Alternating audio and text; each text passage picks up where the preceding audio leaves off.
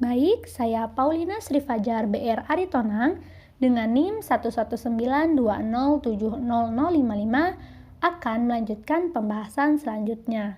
Pembahasan selanjutnya saya akan membahas mengenai model evaluasi dan monitoring pendidikan. Nah, model-model evaluasi pendidikan sendiri merupakan contoh atau pola acuan suatu proses penilaian dalam mengumpulkan dan menganalisis untuk menentukan taraf kemajuan suatu aktivitas di dalam pendidikan guna menetapkan pencapaian suatu tujuan baik untuk pendidik dan peserta didik. Nah, evaluasi pendidikan mencakup dua sasaran pokok, yaitu evaluasi makro atau disebut juga program dan evaluasi mikro atau disebut juga dengan kelas. Secara umum, evaluasi terbagi dalam 3 tahapan sesuai proses belajar mengajarnya, yaitu dimulai dari evaluasi input, evaluasi proses, dan evaluasi output. Nah, setiap jenis evaluasi memiliki fungsi yang berbeda-beda. Evaluasi input mencakup fungsi kesiapan penempatan dan seleksi. Evaluasi proses mencakup formatif, diagnostik, dan monitoring. Sedangkan evaluasi output mencakup sumatif. Model evaluasi muncul karena adanya usaha eksplanasi secara kontinu yang diturunkan dari perkembangan, pengukuran, dan keinginan manusia untuk berusaha menerapkan prinsip-prinsip evaluasi pada cakupan yang lebih abstrak, termasuk pada bidang ilmu pendidikan, perilaku, dan seni. Hal tersebut tertulis dalam bukunya Mardiah dan Syarifuddin pada tahun 2018. Nah, berikut ini beberapa model evaluasi program yang populer dan banyak dipakai sebagai strategi atau pedoman kerja dalam pelaksanaan evaluasi program. Nah, di antaranya yaitu yang pertama, Goal Oriented Evaluation Model. Nah, model ini merupakan model yang muncul paling awal. Adapun yang menjadi objek pengamatan pada model ini adalah tujuan dari program yang sudah ditetapkan jauh sebelum program itu dimulai. Program yang kedua yaitu Goal Free Evaluation Model. Nah, model ini merupakan model yang dikembangkan oleh Michel Craven. Nah, jenis model ini berlawanan dengan model pertama yang dikembangkan oleh Taylor. Karena pada model ini, evaluator terus-menerus memantau tujuan. Proses ini dilakukan sejak awal proses, yaitu dengan terus-menerus melihat sejauh mana tujuan tersebut sudah tercapai. Nah, dalam model Goal Free Evaluation yang justru pada proses tersebut menoleh dari tujuannya. Model selanjutnya yaitu Formative Summative Evaluation Model. Nah, model ini merupakan model evaluasi yang dilaksanakan dalam waktu yang berbeda. Jika melaksanakan evaluasi ketika kegiatan atau program sedang berlangsung, ini disebut evaluasi formatif. Nah, sedangkan melaksanakan evaluasi di akhir kegiatan atau program ini disebut evaluasi sumatif. Selain itu, model evaluasi ini juga dikembangkan oleh Michel Craven. Model yang terakhir yaitu Continuous Evaluation Model.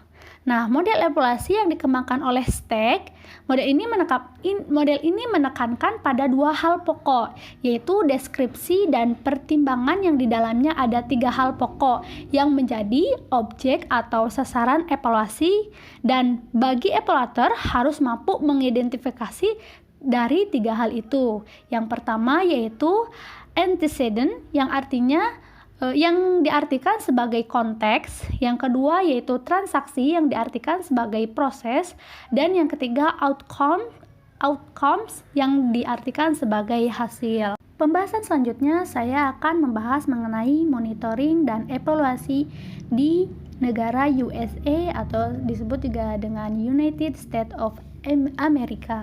Monitoring di negara USA mengacu pada kurikulum yang didasarkan pada aspirasi dan kebutuhan masyarakat, negara bagian, dan pemerintah daerah setempat. Nah, selanjutnya untuk menangani permasalahan yang berkaitan dengan hal-hal yang lebih teknis, yaitu seperti tentang kurikulum sekolah, penentuan persyaratan sertifikasi guru-guru, dan pembiayaan sekolah, dibentuk sebuah bagian pendidikan yang disebut dengan komisioner. Nah, sering juga disebut sebagai superintendent. Bagian ini dipimpin oleh seorang yang ditunjuk oleh Board of Education atau sering disebut dengan gubernur. Sejak tahun 1990, Nah, di negara USA terdapat 6 tujuan reformasi pendidikan pemerintah. Nah, yang pertama yaitu pada tahun 2000, seluruh anak di USA pada waktu mulai masuk sekolah dasar sudah siap untuk belajar. Nah, yang kedua, pada tahun 2000, tamatan sekolah menengah naik sekurang-kurangnya yaitu 90%. Yang ketiga, pada tahun 2000, murid-murid di USA yang menyelesaikan pendidikannya pada grade 4,8 dan 12 mampu menunjukkan kemampuannya dalam mata pelajaran yang menantang, yaitu bahasa Inggris, matematika, sains, sejarah, dan geografi. Yang keempat, pada tahun 2000, siswa-siswa USA adalah yang terbaik di dunia dalam bidang sains dan matematika. Nah, yang kelima, pada tahun 2000, setiap orang dewasa USA dapat membaca dan menulis, memiliki ilmu pengetahuan dan keterampilan yang diperlukan untuk bersaing dalam ekonomi global, serta dapat melaksanakan hak dan tanggung jawabnya sebagai warga negara. Nah, yang keenam, pada tahun 2000, setiap sekolah di USA harus bebas dari obat-obatan terlarang dan kekerasan, serta dapat menciptakan suasana lingkungan yang mantap dan aman sehingga kondusif untuk belajar. Nah, adapun style monitoring dan evaluasi USA United States of America, yaitu model evaluasi negara USA menggunakan jenis evaluasi impact. Nah, desain evaluasinya menggunakan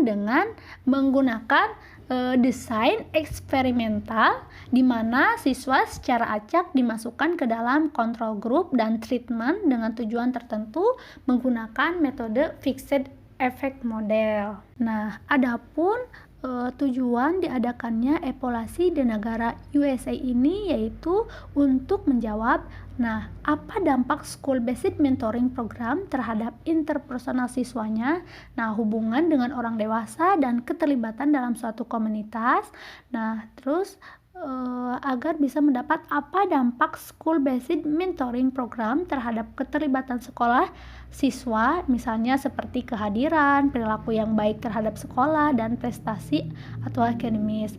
Nah, yang selanjutnya yaitu bertujuan agar dapat menjawab apa dampak school-based mentoring program terhadap siswa yang bermasalah atau berperilaku nakal. Baik, itulah pembahasan yang dapat kami sampaikan. Adapun kesimpulan dari pembahasan materi ini adalah bahwa monitoring dan evaluasi pendidikan itu pada intinya bertujuan untuk membuat perbaikan agar pendidikan yang terselenggara sesuai dengan rencana yang dirancang.